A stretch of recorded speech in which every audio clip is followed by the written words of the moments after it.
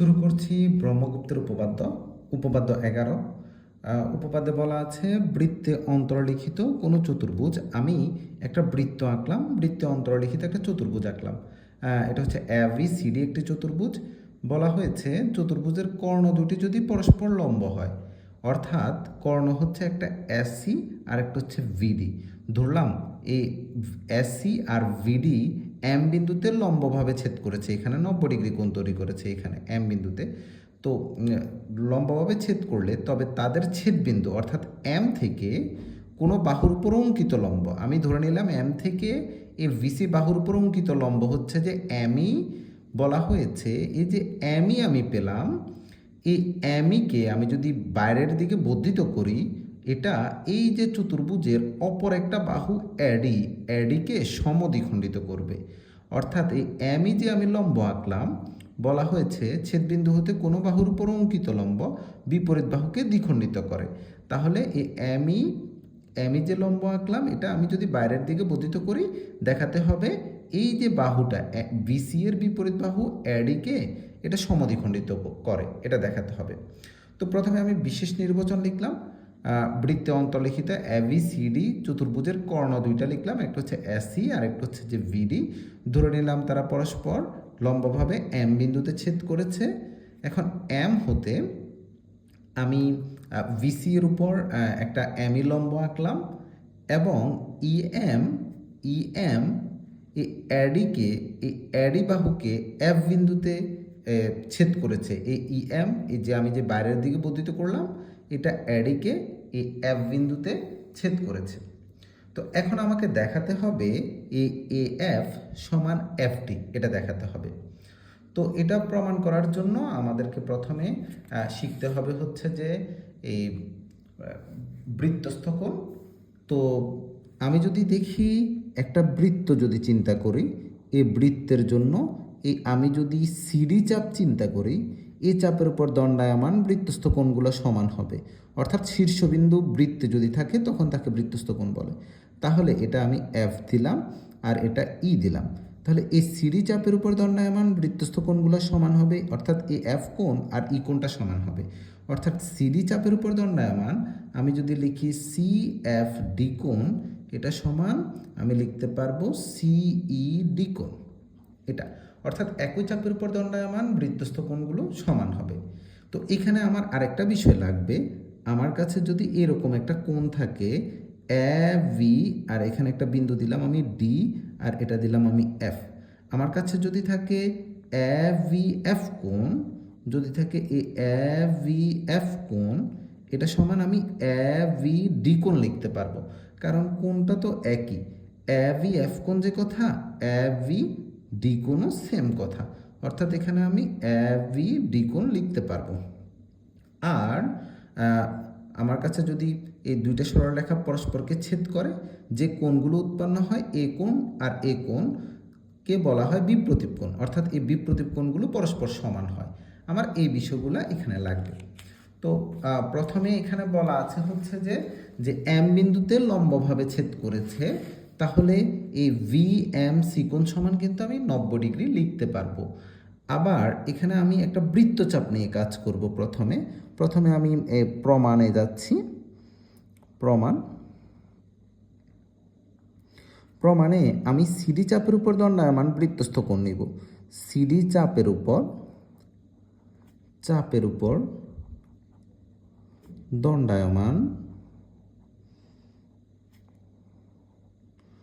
বৃত্তস্থ, এই যে সিডি চাপের উপর দণ্ডায়মান বৃত্তস্থ, একটা হচ্ছে যে ডিবিসি কোণ, একটা হচ্ছে যে ডিভিসি কোণ, আরেকটা হচ্ছে যে এই চাপের উপর দণ্ডায়মান আরেকটা বৃত্তস্থ কোণ হচ্ছে যে ডিএসি কোণ, এটা হচ্ছে যে ডিএসি কোণ।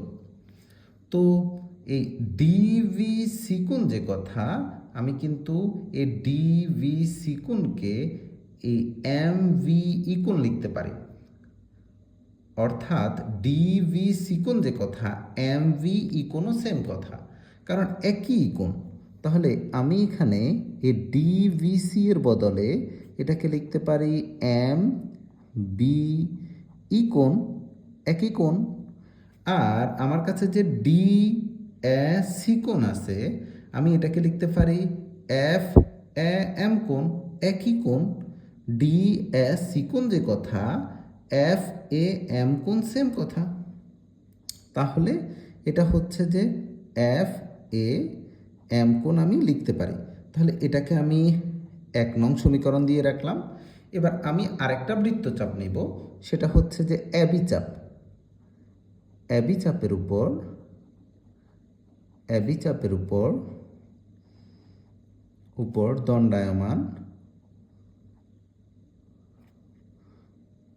দণ্ডায়মান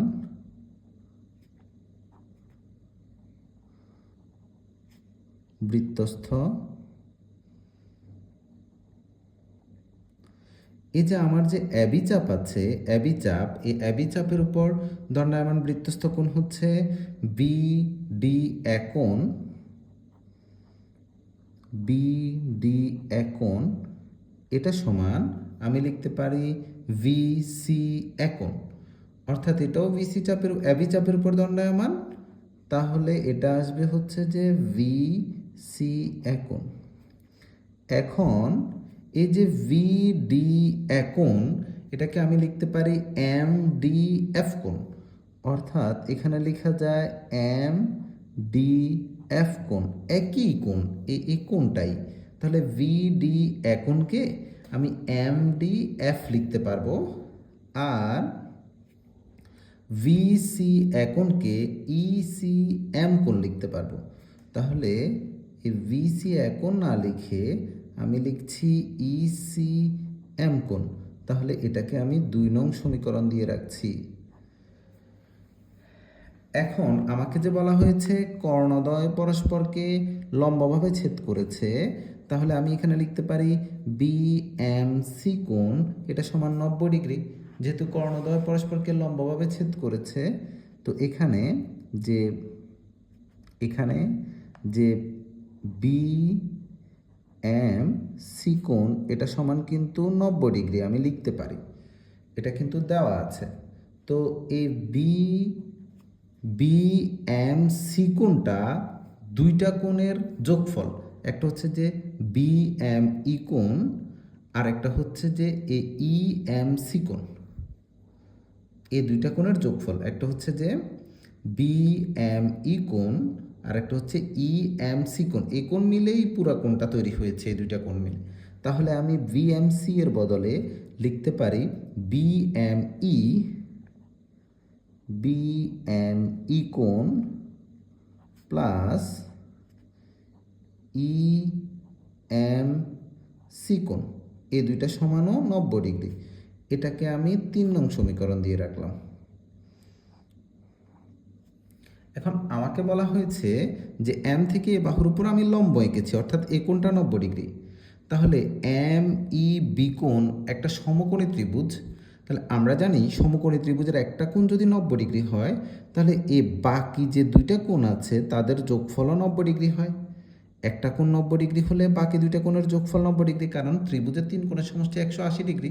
এর মধ্যে একটা কোণ যদি 90 ডিগ্রি হয়, বাকি এ কোণ আর এ কোণের যোগফলটা হবে 90 ডিগ্রি। তাহলে আমি এটা যদি 90 ডিগ্রি চিন্তা করি, তাহলে বাকি এ কোণ আর এ কোণের যোগফল 90 ডিগ্রি। তাহলে আমি এখানে লিখব এই আবার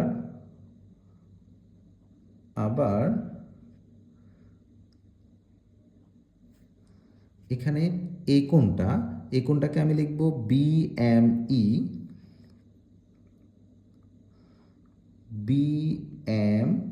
ই কোণ যোগ, এটা হচ্ছে বি এম ই কোণ, আর এটাকে আমি লিখব এম বি ই কোণ। এই কোণটা, এটাকে ই বি এম কোণও লেখা যায়, আবার এম ভি ই কোণও লেখা যায়। তাহলে এটা লিখব হচ্ছে যে এম বি ই কোণ, এই দুইটার যোগফলও 90 ডিগ্রি।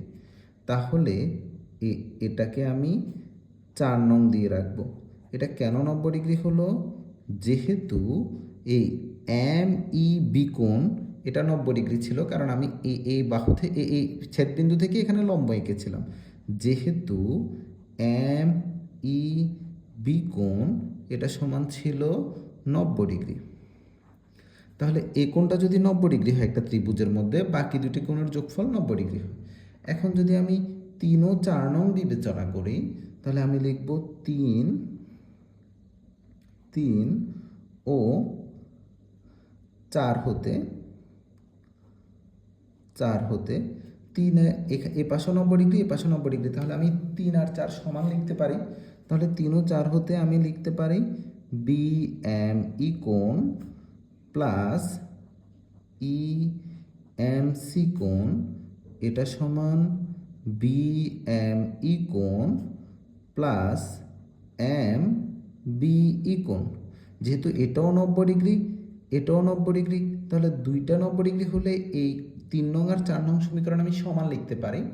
তাহলে BME আর BME কাটা যায়, কারণ এটা যদি আমি পক্ষান্তর করি এই পাশে আসলে মাইনাস হবে, তাহলে এই দুইটা কাটা যায়। কাটা গেলে তাহলে এখানে থাকে হচ্ছে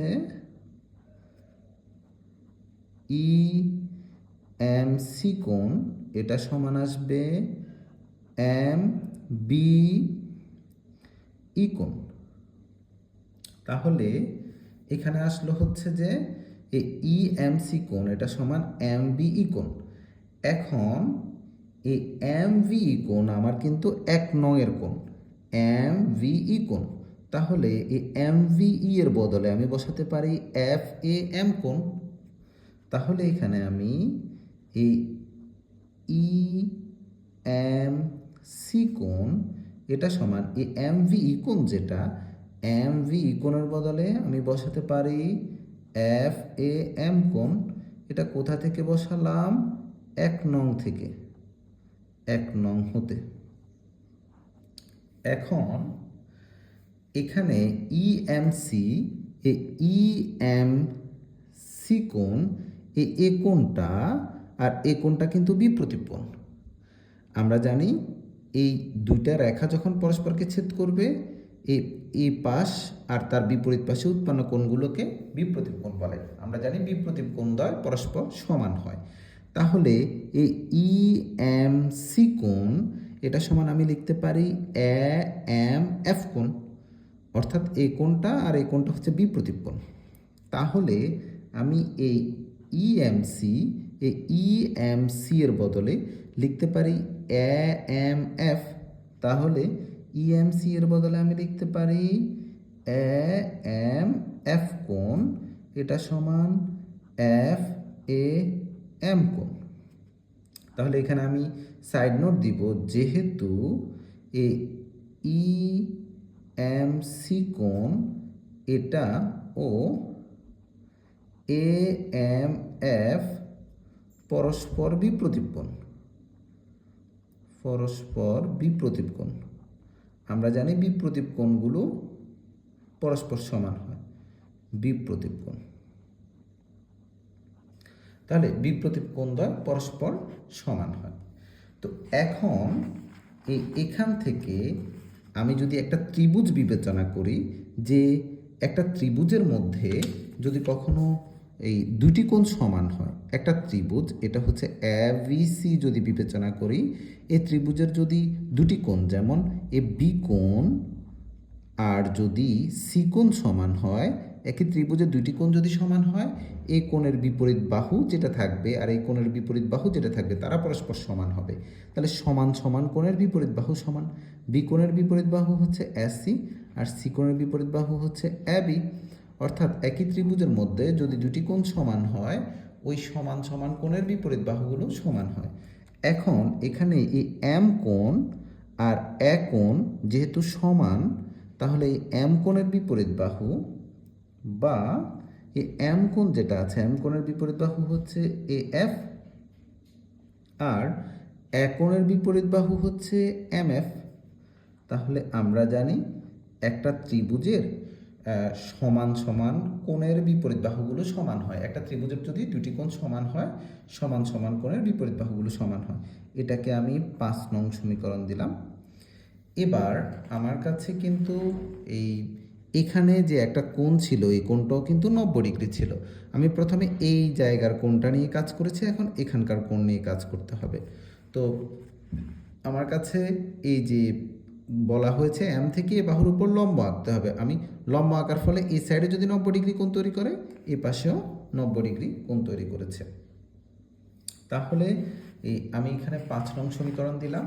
এবার হচ্ছে যে এখানে এখানে এই ইসি এটা যদি 90 ডিগ্রি হয় তাহলে বাকি দুটি কোণের যোগফল 90 ডিগ্রি হবে, অর্থাৎ এই কোণটা আর এই কোণটার যোগফল 90 ডিগ্রি হবে। কারণ আমরা জানি একটা ত্রিভুজের 3 কোণের সমষ্টি 180 ডিগ্রি। একটা যদি 90 ডিগ্রি হয় তাহলে এই কোণটা আর এই কোণটার যোগফল 90 ডিগ্রি হবে। তাহলে এখানে আমি লিখতে পারি এই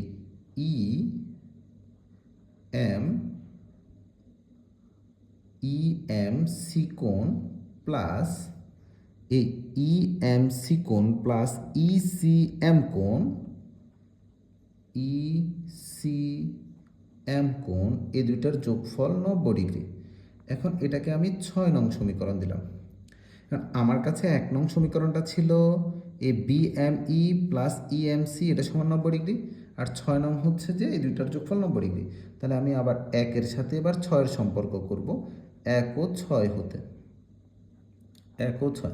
তাহলে 1 নংটা ছিল এটা সমান 90 ডিগ্রি, তাহলে এটা সমান 90 ডিগ্রি, দোনোটা সমান হবে।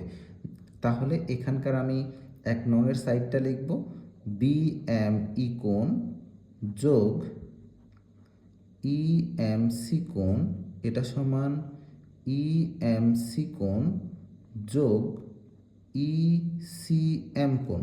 যেহেতু দুইটা 90 ডিগ্রি সমান, তাহলে আমি এটা সমান এটা লিখতে পারি। এখন এখানে ইএমসি কোণ আর ইএমসি কোণ কাটা যাবে, যেহেতু এটা এ পাশে যদি নিয়ে আসি আমি মাইনাস হবে, মাইনাস হলে এটা আর এটা কাটা যাবে। তাহলে এখান থেকে আমি লিখতে পারি বা বিএম কোণ এটা সমান ইসিএম কোণ।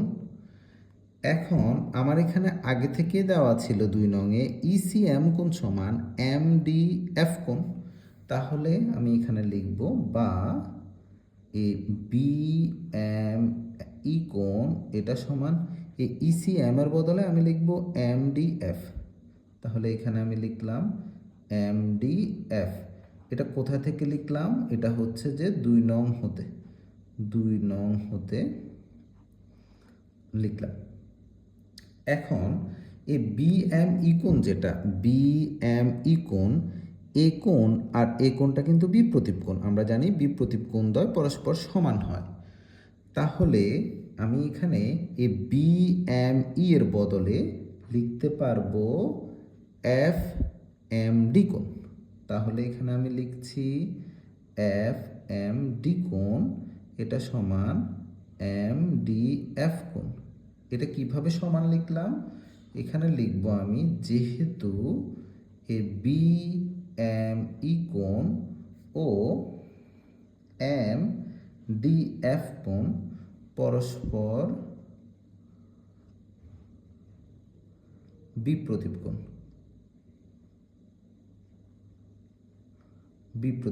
আমরা জানি বিপ্রতীপ কোণদ্বয় পরস্পর সমান হয়।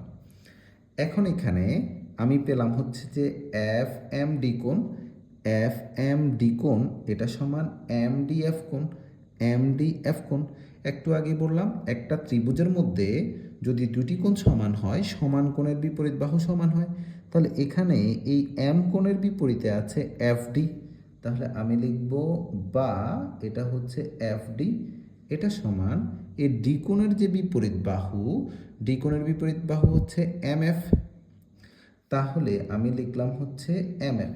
আমরা জানি একটা ত্রিভুজের মধ্যে যদি দুটি কোণ সমান হয় তাহলে সমান সমান কোণের বিপরীত বাহু সমান হয়। তাহলে এটাকে আমি লিখলাম হচ্ছে যে 7 নং সমীকরণ। এখন এখানে আমি আগে থেকে লিখে রাখছি 5 নং সমীকরণ, এএফ সমান এমএফ, আর এখানে পেলাম এফডি সমান এমএফ। তাহলে এখানে আমি লিখতে পারি 5 ও 6 হতে এই এএফ সমান এমএফ আবার এফডি সমান এমএফ যদি হয়, তাহলে আমি এই এমএফ এর বদলে আমি লিখতে পারবো এফডি। তাহলে সুতরাং এএফ সমান আমি এফ ডি লিখতে পারবো। এটাই হচ্ছে যে প্রমাণ।